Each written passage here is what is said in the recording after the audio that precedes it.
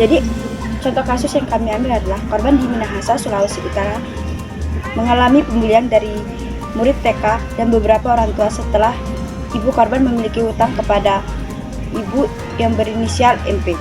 Dari kasus ini menimbulkan korban menjadi trauma sehingga ia tidak mau masuk sekolah selama 3 minggu. Kasus ini berawal dari konflik utang-utang antara ibu korban dan wanita berinisial MP.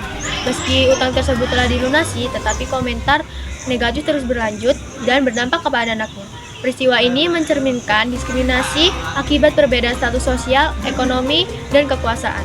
Keterlibatan dari anak seorang guru juga menunjukkan ketimpangan kekuasaan di lingkungan sekolah.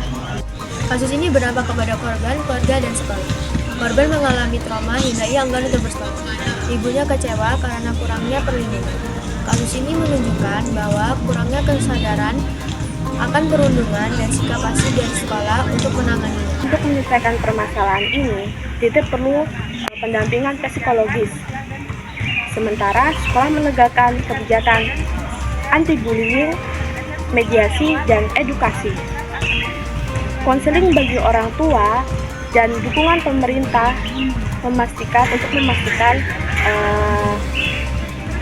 yang aman dan lingkungan sekolah yang aman.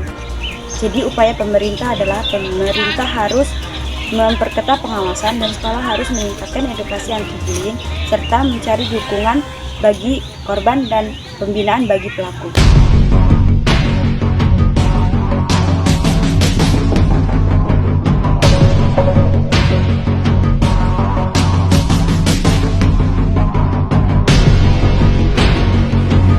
Jadi contoh kasus diferensiasi yang saya ambil adalah kasus pelanggaran beribadah di Lampung pada Februari 2023 bermula dari izinnya gereja yang dinilai sebagai dalih intoleransi.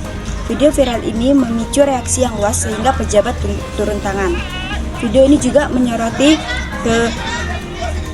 ketegasan pemerintah untuk kebebasan beragama dan ketegasan untuk pemerintah menjamin hak beribadah. Larangan ibadah jemaat gereja di Lampung berdampak pada individu, keluarga, dan masyarakat. Individu dapat merasakan tekanan psikologis dan diskriminasi. Sementara itu, keluarga dan masyarakat merasakan kecemasan dan ketegangan sosial. Peristiwa ini juga mengancam toleransi, meningkatnya risiko konflik, dan mencoreng citra Indonesia. Jadi, kasus pelarangan ibadah yang ada di Lampung menunjukkan bahwa kebebasan beragama. Masyarakat perlu meningkatkan toleransi dan melaporkan intoleransi untuk kebebasan beragam.